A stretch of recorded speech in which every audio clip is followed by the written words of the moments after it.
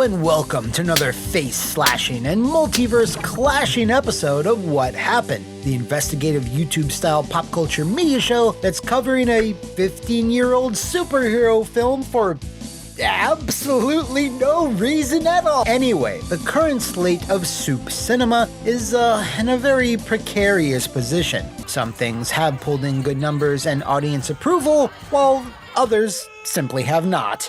And really, this isn't too different from how things were back in the late 2000s. For every success, there was a commercial or critical not a success. An excellent example of the latter is our subject today, which focused on the origin story of everyone's favorite cigar-chomping, claw-popping, gene-lusting knucklehead, James Logan Howlett. An origin story whose critical backlash caused a chain of events that inexplicably are still being felt in 2024. So grab your best flannel shirt or yellow spandex as I answer the question, what happened to X-Men Origins Wolverine? Today we're going to create Weapon X. Obviously, the success of the X-Men films produced at 20th Century Fox emboldened the company to start theorizing how to squeeze even more blood out of the proverbial mutant stone. And of course, it was logical to start with the franchise's most popular hero. I mean, hell, kids were screaming at their parents to buy action figures of the scruffy little guy before the stores sold out. But while traditionally being just a member of a larger team, the plots of the first three X-Men films revolved heavily around Wolverine, which was absolutely 100% grade A authentic the style at the time. So the idea of Logan unquestionably being the central star wasn't too weird or risky, like, I don't know, greenlighting X-Men Origins Toad or something. However, even before X2 had released, a writer by the name of David I Helped Ruin Game of Thrones Benioff had tried convincing Fox execs to let him take a crack at writing a standalone Wolverine feature film, but it took until 2004 before he eventually got the job. Now, even though we're all aware of the final product's shortcomings, Benioff's original pitch was supposed to be a gritty, brutal take on the character, taking a lot of inspiration from Frank Miller's limited series, as well as Barry Windsor Smith's classic Weapon X storyline. As a sort of soft confirmation on this, in a 2004 interview with the website, that logo's a blast from the past, Benioff was asked if he could reveal anything about the story, to which he responded, "I'm not allowed to talk about it. Fox is pretty careful about that. It's not even totally finalized what story we are doing. What I can say is that in the X-Men movies we've seen a lot of the sweet Wolverine, so I think it's time to mess him up a little bit because all the fans know that he's the best there is at what he does, but what he does isn't very nice. Also, getting to write snicked in a comic book is the coolest thing." Of course, we didn't really get anything approaching even that vague description. Like so many movie-based What Happened stories I've covered before, the powers that be didn't approve of the first draft. Hugh Jackman reportedly collaborated on this initial draft with Benioff, as it was supposed to be more of a personal character study, but evidently, that's not what Fox were looking for. These dueling desires over the script lasted for a few more years, and in the meantime, Jackman fulfilled his contract obligations by starring in that other X-Men movie, the one that came after X2? I can't remember the name of it. I'm the Juggernaut, bitch! Right, yeah, that one. Big ups to My Way Entertainment, by the way. I'm the Juggernaut, bitch! I'm gonna hit you with your own pimp! So, when that film finished up being a critical disaster, Fox turned their attention back to Wolverine and hired another writer, Skip Woods, whose career at the time was absolutely room temperature, having just written Live Free or Die Hard and the Hitman movie, to rewrite Benioff's first draft. After that, David Suicide Squad Ayer was then brought in to contribute, and by the time the script was finally in a spot that Fox execs started liking, the 2008 writer's strike was looming, so they did the most logical thing. Hired 2 more writers to try and make further last-minute changes before the strike started in earnest, which they apparently weren't able to do to everyone's 100% satisfaction. The first of these writers was James Vanderbilt, whose writing career has been full of peaks and valleys, having helped write The Rundown, Zodiac, The Amazing Spider-Man 1 and 2, the last 2 Scream movies, and the Independence Day sequel nobody saw. The other writer, Scott Silver, may not be as prolific, but has certainly made an impact in Hollywood, having worked on the scripts for 8 Mile, The Fighter, 2019's Joker, and the upcoming Joker pretentious subtitle. Now, what do you think you get when you've hired, 5 writers who have all worked on vastly different films with contrasting tones and themes, and force them to quickly finish things up before a strike? Well, you get X-Men Origins Wolverine. Even though 20th Century Fox had thrown a small army of writers at it, Wolverine's script was still a little spotty and now barely resembled the somber personal origin story both Benioff and Jackman had originally wanted. One of, if not the most major change Fox had instituted and was confirmed by multiple sources, was the desire for this spin-off to then spawn more spin-offs, which meant multiple new mutants would need to appear. The biggest of these was, of course, Gambit and Deadpool, whose own solo films were already being soft-planned by Fox, since their mutant status would mean they would fall under their deal with Marvel. In fact, Ryan Reynolds had teamed up with the writer of the Blade films, David S. Goyer, to start coming up with ideas for a Deadpool film back in 2003 under New Line Cinema. But once it was clear that the X-Men IP was staying at Fox, those plans were abandoned. Great. They instead started to focus on Blade Trinity while trying to lay down the groundwork for a potential Night Stalkers spin-off, which I don't know about you, but I'm still waiting for. It was David Benioff's task to incorporate Deadpool specifically, and in an old archived interview from Total Film, Jackman is quoted as saying the following, which has both aged well and rather poorly. I have to be very careful how I talk about Deadpool because it's something I'm really excited about in the movie, where it plays and how it plays. I just can't think right now how I can tell you about it without giving away some really cool ideas. That's where David Benioff was really smart, how coolly he brought the character in. The things I'm thinking about now, I don't want to tell you because the fans will go, "Aw, that's cool." Actually, some fans might be pissed off, but that's okay. I think they'll understand why we did it. We took some creative licenses with them. Oh, he was not wrong about that. Anyway, with the strike still ongoing at the start of 2008, Fox didn't want to wait, so they started searching for a director so they could get the cameras rolling. Potential candidates that already had experience with the X-Men, people such as Bryan Singer and Brett Ratner, as well as the Underworld and Live Free or Die Hard helmer Len Wiseman, expressed interest in the project.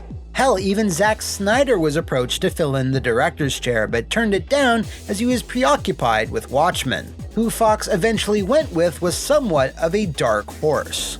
Gavin Hood had made a pretty significant name for himself with Tsotsi, a co-production between the UK and South Africa that won the Academy Award in 2005 for Best International Film. He followed that up with his first major studio production, the political thriller Rendition, and he came away from that experience pretty positively, as by his own admission, New Line Cinema trusted him without constant oversight. That wasn't the case with Wolverine though. With a reported $150 million price tag, pressure from the writer's strike, and the hope this would launch the solo careers of other mutants, trouble began brewing almost immediately. As soon as filming kicked off in January of 2008, reports started filtering from the set and onto news sites saying Gavin Hood and Fox producers were posturing, snarling, and butting heads, much like Logan and his classic antagonist Victor Creed. So, between March and August of that year, you couldn't browse a movie set without hearing how Wolverine was struggling to get filmed due to the constant issues between Hood and Fox. The following comes from FirstShowing.net, who relayed a report that originally emanated from Hollywood elsewhere. Apparently, we've got another case of a studio exec, Fox's Tom Rothman, trying to change a character to fit the widest possible audience, when the director, Gavin Hood, who knows what he's doing, has been shooting something they don't like. The story, as posted on Hollywood Elsewhere, discusses a huge set being used recently that, according to their source, was supposed to be on the dark, dingy, and somber side. This was Gavin Hood's choice as the director for the look of the set. But then Fox's Tom Rothman ordered them to repaint it, and Hood came back to find that it had been repainted top to bottom on Rothman's orders. This suggests that a creative tug-of-war is going on, and that Rothman, one can reasonably gather, feels a certain managerial/territorial investment in the X-Men franchise. And that's just one of the reports, so yeah, a tale as old as time. A director trying to create a specific vision that's true to the source material, while an executive wants to make changes they feel will make the film the most profitable it can be. We did it. We did it.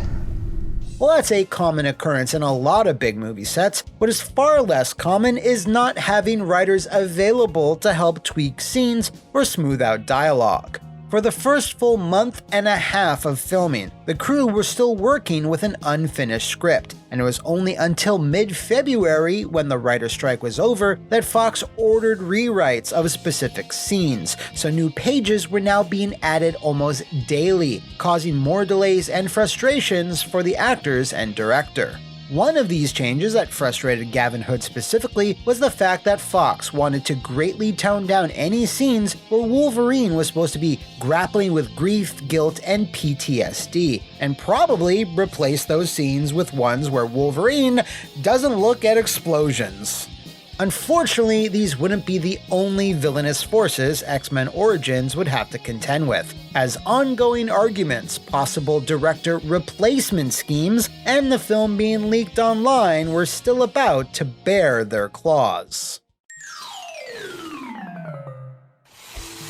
Hood and Fox's bickering became so intense over the course of 2008 that the studio decided to initiate backup plans in case they needed to break glass and boot Hood from the project. According to an article on Variety, this plan to possibly replace Hood was going to be extremely sneaky. Wolverine helmer Gavin Hood was nearly fired, according to sources, because of squabbles with the studio, and two backup directors were in place before Richard Donner, who is married to the film's producer Lauren Schuler Donner, flew to the Australian set to smooth things over. At the time, Fox insisted that Richard Donner was on set because he is a producer on the film. However, current credits for the film list various producers, but Donner is not one of them. Now, this is just speculation on my behalf, but it seems this might have been part of a two-pronged plan. If the late Richard Donner had not been able to quell tensions and Hood was sent packing or quit, they would then insert those backup directors, or Donner himself would simply step in to finish the film, or at the very least would help find someone who could. Cooler heads prevailed though, and Gavin Hood stayed on until the end of production. Although really, at what cost? X-Men Origins Wolverine had suffered bad press all throughout 2008, with Jackman's smiling assurances during that year's Comic-Con not doing all that much to instill confidence. And what confidence there was absolutely annihilated a short time later.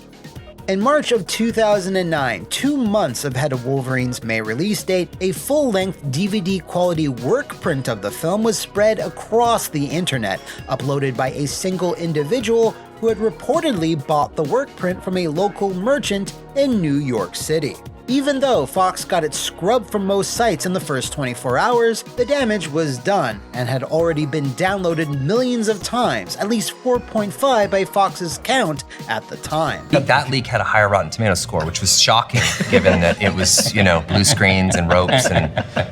A hilarious side note to this though, a movie blogger who worked for Fox News wrote a full review of the leaked workprint, talked shit about how easy it was to download, and of course, parted ways with Fox shortly thereafter. Like, bro, what the hell were you thinking?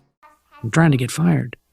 So, with all that said, it should be no surprise that with all the studio interference, the contrasting writing styles, the last-minute revisions, bad early word of mouth from the workprint, and everything else, that no amount of healing factor was going to repair the damage from the critical thrashing X-Men Origins Wolverine suffered. It still proudly stands as the second lowest rated X-Men film of all time, right behind the unwatchable dreck that is Dark Phoenix. Man, I should take a crack at that one someday. Commercially, though, X-Men Origins did make $375 million on a budget of $150, which is pretty typical for a successful superhero film at that time, but trailed far, far behind the likes of The Dark Knight or the first Iron Man. It was enough, of course, to still greenlight a sequel, the marginally better The Wolverine, and at least that wound up giving us the brilliant Logan, which seemed like the tone that Benioff, Jackman, and Hood originally wanted.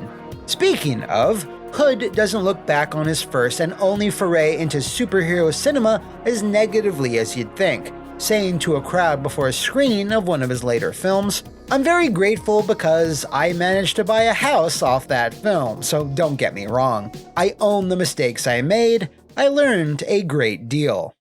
So, while X-Men Origins Wolverine fared well enough to get its own sequels, most of the spin-offs Fox execs were wanking off to were never developed. There was supposed to be X-Men Origins Magneto, a Gambit solo film that was really close to being made, an X-Force spin-off, and of course a Ryan Reynolds-led Deadpool project. And all were either cancelled, never even started, or heavily retooled. For example, it took a further 5 years and Ryan Reynolds' famous test footage before Fox finally took the Merc with the Mouse seriously and allowed a weird, violent X-Men film to be made and, actually be accurate to the character. It remains to be seen if Deadpool and Wolverine will give the superhero genre the shot in the arm it desperately needs. I'm writing this weeks in advance, of course, but it can't be any worse than the last time these two characters shared the screen, which of course gave us this Slenderman Baraka nightmare that I wish we could all remove from our collective consciousness. If you know of any other monstrously moronic mutant-based misfires, let me know in the comments below or enter the danger room that is my social media. See you next time, bub, and thanks for watching!